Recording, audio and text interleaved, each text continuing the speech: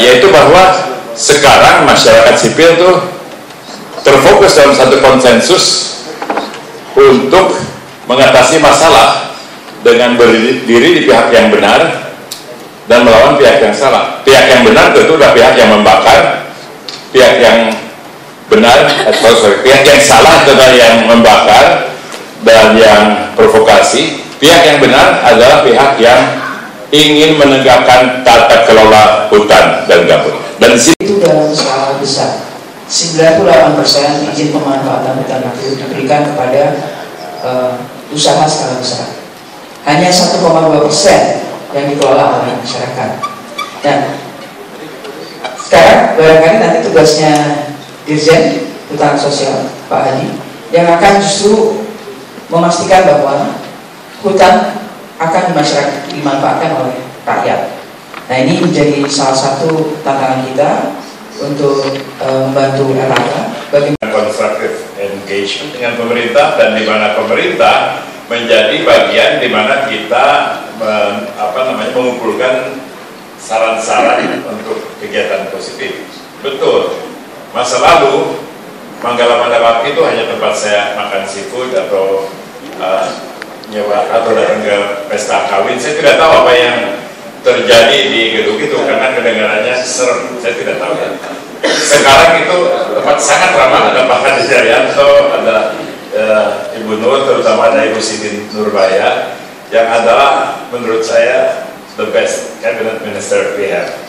Nah, dan internasional semuanya interrelated. Kemudian isu asap ini. Begitu asap terjadi dan untuk kita ini kita dirahmati dengan gambut yang luas, hampir 15 juta hektar.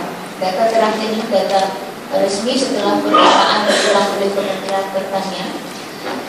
Kemudian juga dirahmati dengan challenge itu kebakaran di lahan gambut itu sendiri. Dan gambut terjadi, figur emisi nasional meningkat tajam. Memang ada sejumlah angka yang lahir bertebaran sekarang ini. Kami akan segera melakukan penghitungan, juga nanti di publish bagaimana penghitungan dan lain-lain. Nur untuk penjelasan yang cerdas dan jelas. Penting sebab memang orang nggak bisa terlalu bodoh untuk bisa mengerti perubahan iklim, tapi juga tidak bisa terlalu pintar sehingga kita merasa nggak ngerti. Kalau kita bicara dengan Ibu Nur, dan saya bangga bisa selama kira-kira setahun ini agak dekat berhubungan, paling tidak secara konsep, bahwa saya mendapat pendidikan yang sangat cepat dan baik mengenai climate change dan sangat bersemangat untuk mencoba menyebarkannya. Tidak mudah, saya tahu, sebab di Paris nanti kalau nggak salah ada berapa, 500 orang Indonesia, terus ada ribuan orang dari seluruh dunia, dan itu tidak termasuk turis. Jadi kacau, kalau we have to make some sense out of it because as home here. Let me start by looking at the title of this program, yeah? Forest and Climate Change Governance Program. To me, this signals something which is important. To me, this is not about climate change. Climate change is the symptom. It's not the problem. The problem is that we are destroying our livelihoods. The problem is that we are making people poorer. That is the problem. That's what we need to change.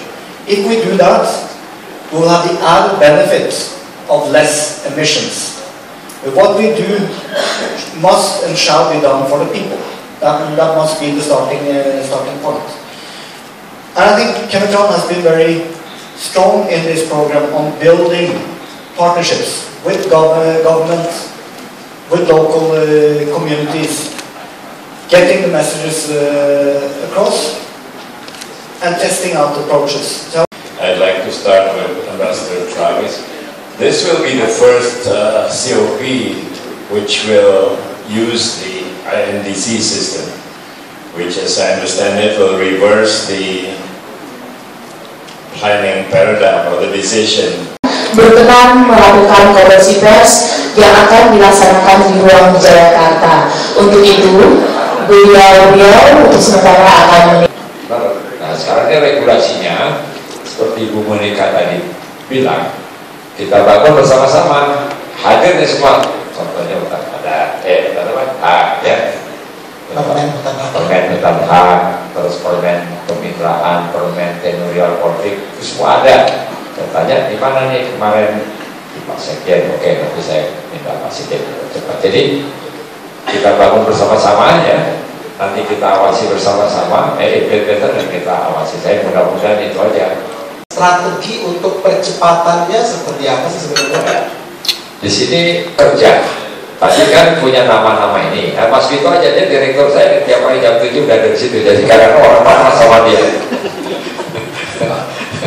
Tapi dia yang paling cepat, sampai 400 kontak person di lapangan dengan nomor HP.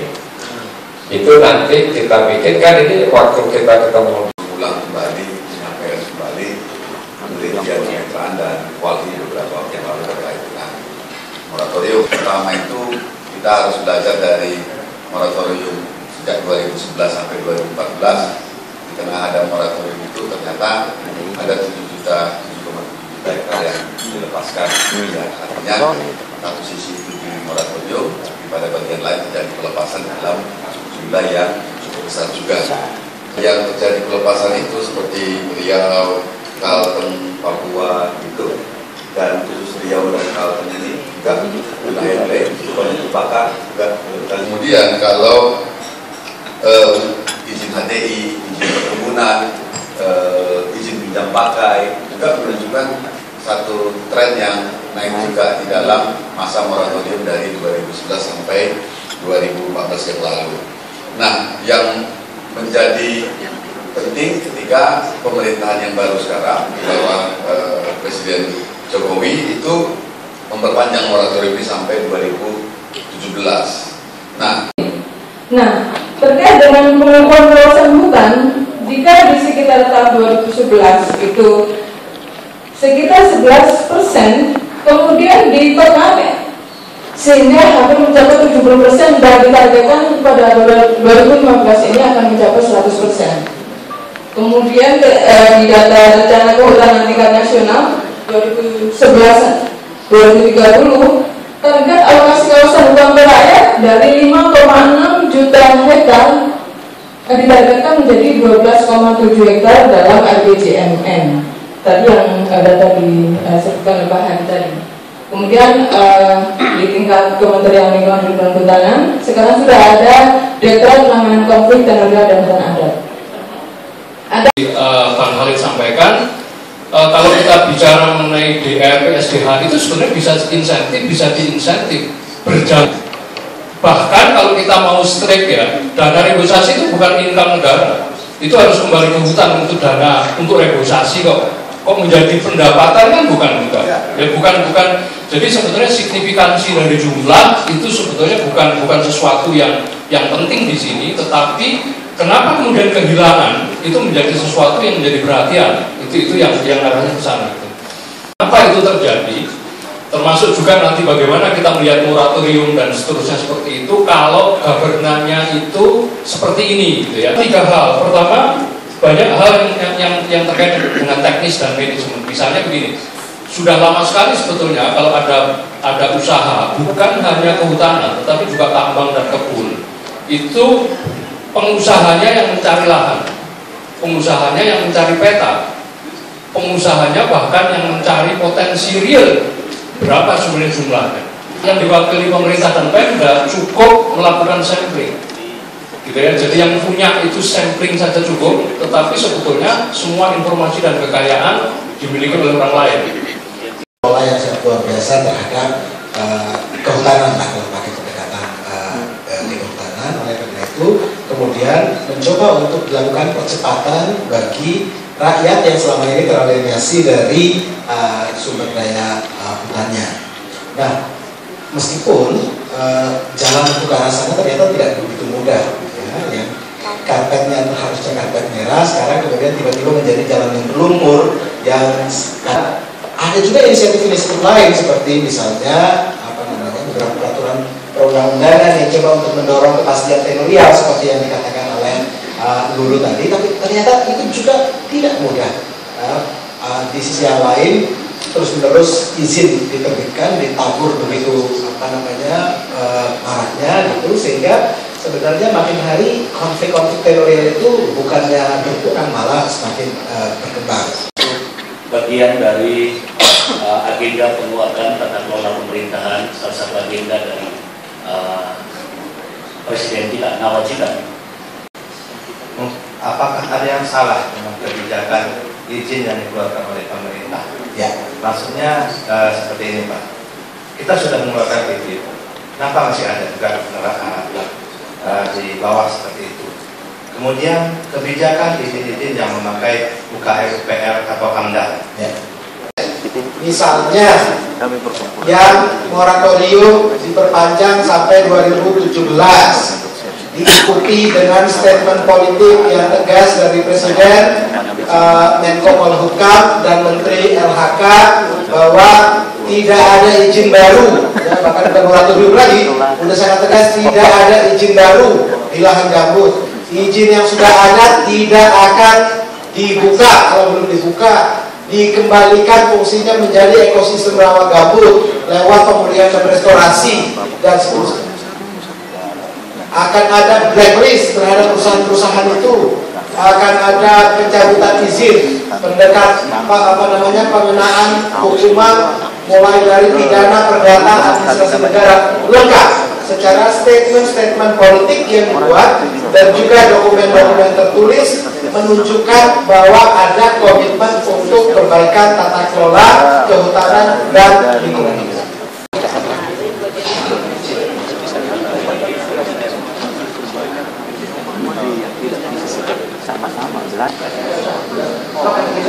Baik, selanjutnya kita akan istirahat.